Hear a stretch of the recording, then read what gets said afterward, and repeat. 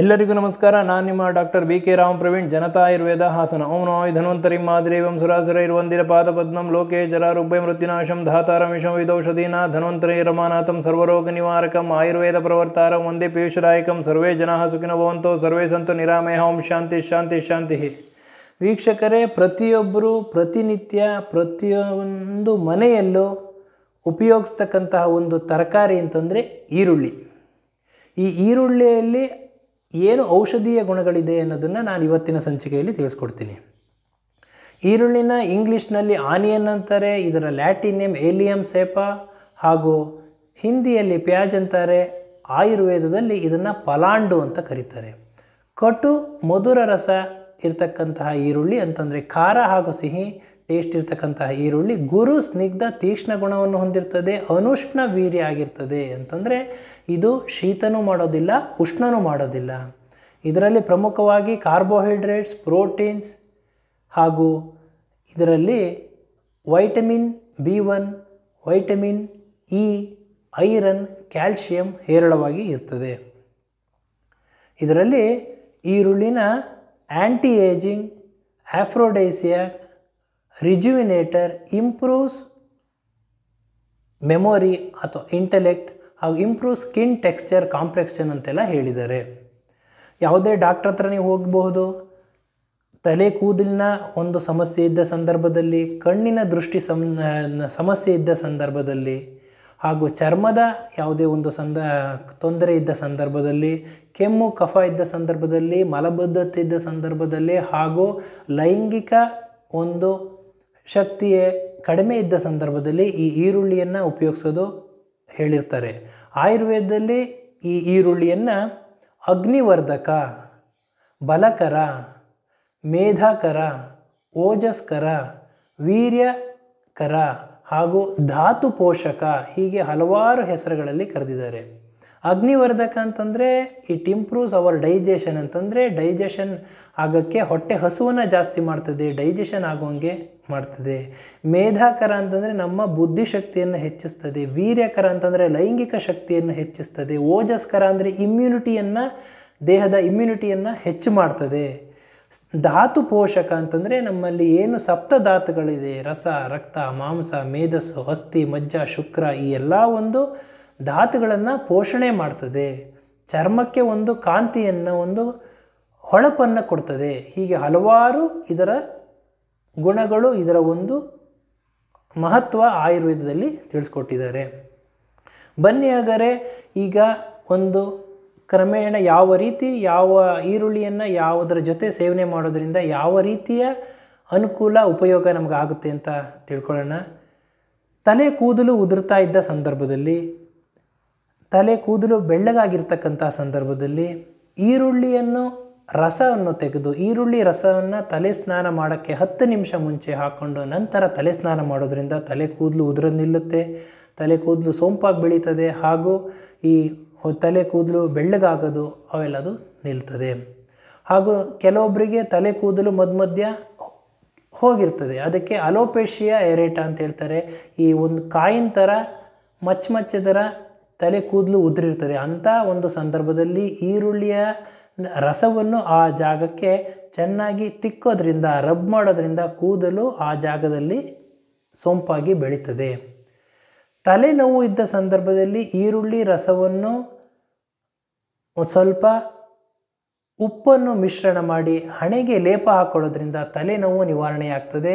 ಹಾಗೂ ಈರುಳ್ಳಿ ರಸವನ್ನು ಮಜ್ಜಿಗೆಯೊಡನೆ ಪ್ರತಿನಿತ್ಯ ಕುಡಿಯೋದ್ರಿಂದ ತಲೆನೋವು ನಿವಾರಣೆ ಆಗ್ತದೆ.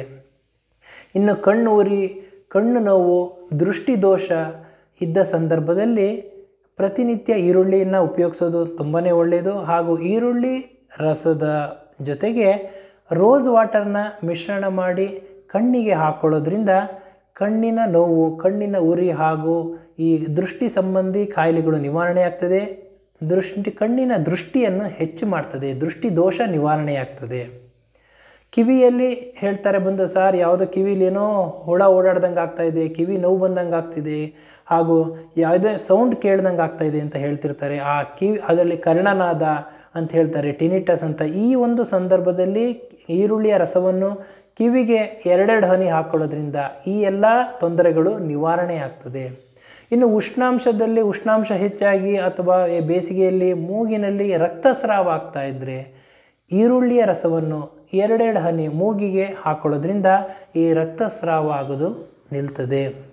ಹಾಗೂ ಚರ್ಮ ಸ್ಕಿನ್ನಲ್ಲಿ ಡಾರ್ಕ್ ಸರ್ಕಲ್ ಇರ್ಬೋದು, ಪಿಂಪಲ್ಲು, ಕಪ್ಪು ಕಲೆಗಳಿರ್ಬೋದು, ಬಂಗಿರ್ಬೋದು, ಈ ಒಂದು ಮಚ್ಚೆ, ಈ ಒಂದು ಕಪ್ಪು ಕಲೆಗಳಿದ್ದ ಸಂದರ್ಭದಲ್ಲಿ ಈರುಳ್ಳಿ ರಸವನ್ನು ಕಸ್ತೂರಿ ಅರಿಶಿಣ ಜೊತೆ ಮಿಶ್ರಣ ಮಾಡಿ ಲೇಪ ಹಾಕೊಳ್ಳೋದ್ರಿಂದ ಚರ್ಮಕ್ಕೆ ಕಾಂತಿಯನ್ನು ಕೊಡ್ತದೆ, ಹೊಳಪನ್ನು ಕೊಡ್ತದೆ ಹಾಗೂ ಚರ್ಮ ಸಂಬಂಧಿ ಕಾಯಿಲೆಗಳು ನಿವಾರಣೆ ಆಗ್ತದೆ.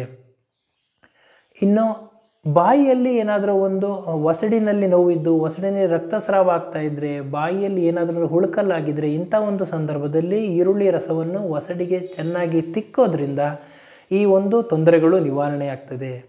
ಇನ್ನು ಶೀತ, ಕೆಮ್ಮು, ಹಾರ್ಸ್ನೆಸ್ ಆಫ್ ವಾಯ್ಸ್ ಅಂತಂದರೆ ಸ್ವರ ಒಡೆದಿರತಕ್ಕಂಥ ಸಂದರ್ಭದಲ್ಲಿ ಈರುಳ್ಳಿಯನ್ನು ತುಪ್ಪದೊಂದಿಗೆ ಹುರಿದು ಸೇವನೆ ಮಾಡೋದ್ರಿಂದ ಈ ಎಲ್ಲ ತೊಂದರೆಗಳು ನಿವಾರಣೆ ಆಗ್ತದೆ.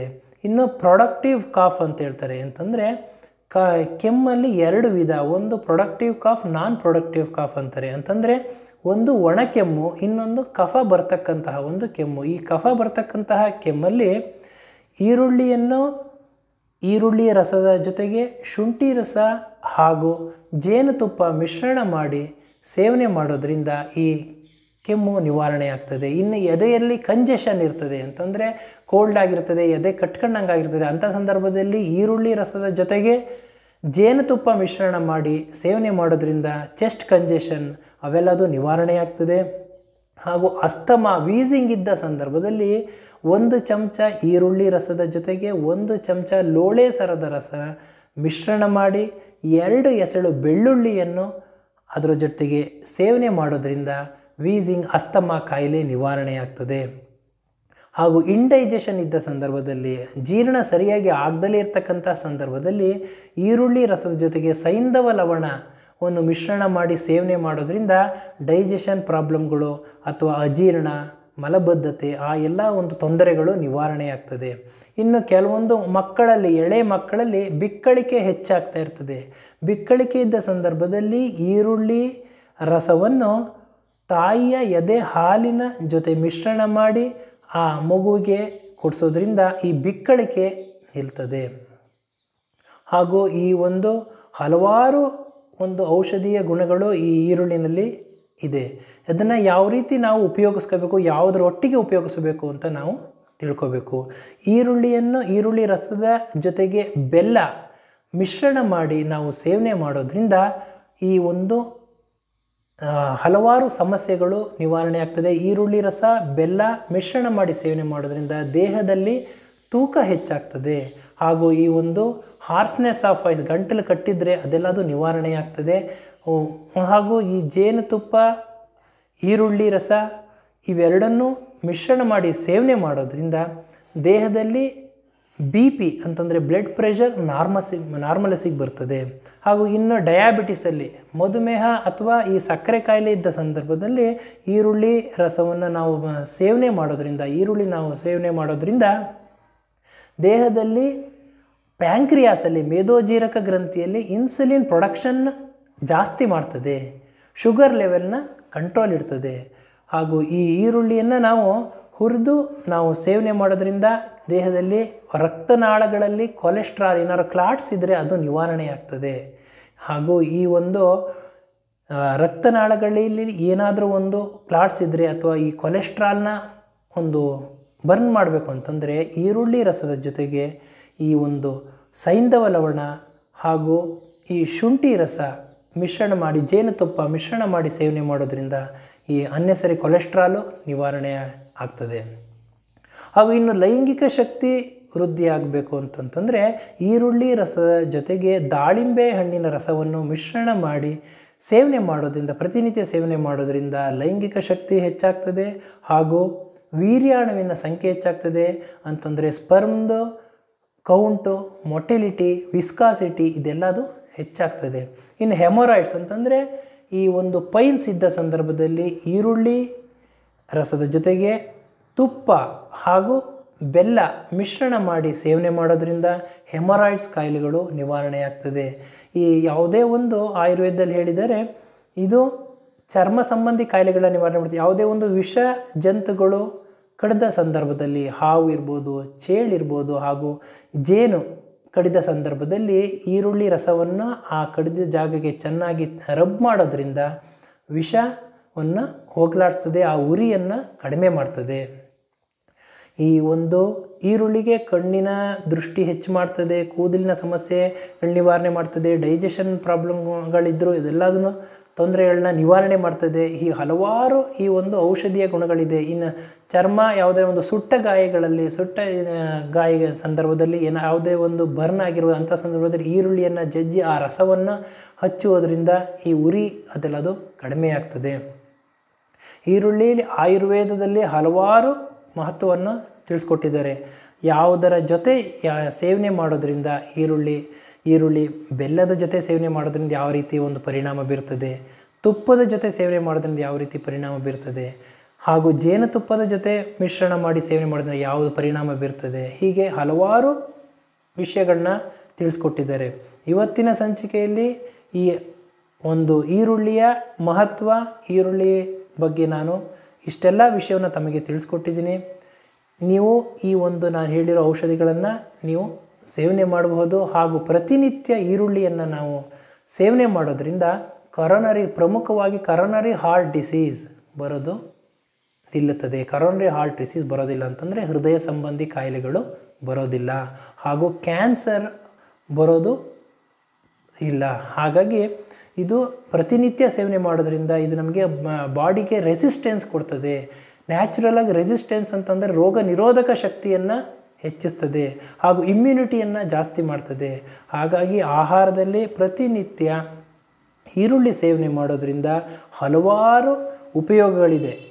ನಮಗೆ ರಕ್ತ ವೃದ್ಧಿ ಆಗ್ತದೆ, ಹಿಮೋಗ್ಲೋಬಿನ್ ಇದು ಕೌಂಟ್ ಜಾಸ್ತಿ ಆಗ್ತದೆ, ಹಾಗೂ ತಲೆ ಕೂದಲಿಂದ ಹಿಡಿದು ಕಾಲಿನವರೆಗೂ ಎಲ್ಲ ಒಂದು ಪೋಷಕಾಂಶಗಳನ್ನ ಕೊಡೋದ್ರಲ್ಲಿ ಈರುಳ್ಳಿ ಮಹತ್ವದ್ದಾಗಿದೆ. ಈರುಳ್ಳಿ ಸಿಪ್ಪೆ ಎಷ್ಟು ಸ್ಮೂತಾಗಿರ್ತದೆ, ಎಷ್ಟು ಮೃದುವಾಗಿರ್ತದೆ, ನುಣುಪಾಗಿರ್ತದೆ. ಅದೇ ರೀತಿ ಈರುಳ್ಳಿನ ನಾನು ಯಾವ ರೀತಿ ಹೇಳಿದ್ದೀನಿ ಅದೇ ರೀತಿ ನಾವು ಸೇವನೆ ಮಾಡೋದ್ರಿಂದ, ಅಪ್ಲೈ ಮಾಡೋದ್ರಿಂದ, ಲೇಪ ಹಾಕೊಳ್ಳೋದ್ರಿಂದ ಚರ್ಮದ ಕಾಂತಿಯನ್ನು ಒಂದು ಕಾಪಾಡ್ತದೆ. ಇವತ್ತಿನ ಸಂಚಿಕೆಯಲ್ಲಿ ಈರುಳ್ಳಿಯ ಬಗ್ಗೆ ಇಷ್ಟೆಲ್ಲ ಮಾಹಿತಿಗಳನ್ನ ನಾನು ತಿಳಿಸ್ಕೊಟ್ಟಿದ್ದೀನಿ. ನನ್ನ ಈ ವಿಡಿಯೋ ತಮಗೆ ಇಷ್ಟವಾಗಿದ್ದಲ್ಲಿ ಲೈಕ್ ಮಾಡಿ, ಶೇರ್ ಮಾಡಿ ಹಾಗೂ ಮುಂದಿನ ವಿಡಿಯೋಗಳಿಗಾಗಿ ಸಬ್ಸ್ಕ್ರೈಬ್ ಮಾಡಿ. ಧನ್ಯವಾದಗಳು.